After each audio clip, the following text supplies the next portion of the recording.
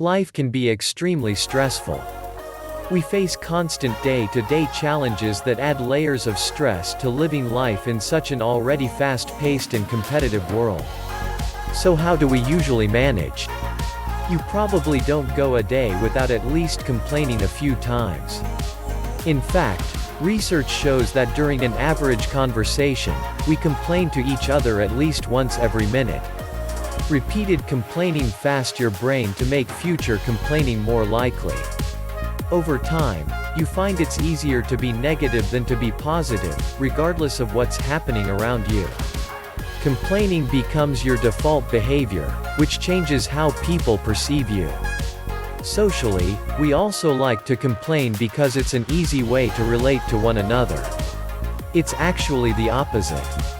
Research from Stanford University has shown that complaining releases stress hormones, shrinks the hippocampus, an area of the brain that's critical to problem-solving and intelligent thought. Damage to the hippocampus is scary, especially when you consider that it's one of the primary brain areas destroyed by Alzheimer's.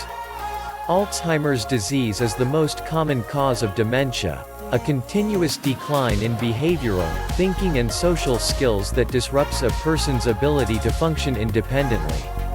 In one study, researchers found that happy people complain less.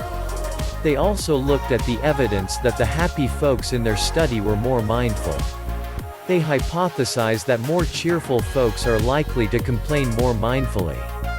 When you have something that is truly worth complaining about, is to engage in solution-oriented complaining.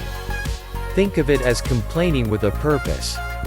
Before complaining, know what outcome you're looking for. If you can't identify a purpose, start with something positive before complaining. For example, before launching into a complaint about poor customer service, you could say something like, "I've been a customer for a very long time and have always been thrilled with your service." Be specific. Just address the current situation and be as specific as possible. Instead of saying, "Your employee was rude to me," describe specifically what the employee did that seemed rude. Next time when you complain about your food you have to eat, remember, someone doesn't know where next meal will come from. Next time when you complain about your partner, friend, remember that someone is single, lonely. Next time when you complain about your job, salary, profile, remember someone out there is doing for less and even don't have a job.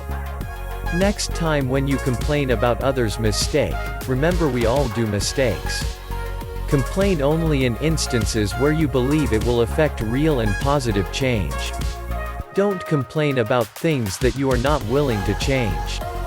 Simply ask yourself when you open your mouth, would you rather complain or be happy?